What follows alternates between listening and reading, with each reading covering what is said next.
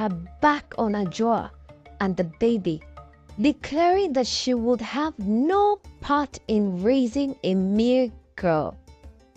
In that moment, Ajua knew that she had lost not only her husband, but also her mother-in-law's love and acceptance. As the years passed without the blessing of a son, Mami Akosua's disdain turned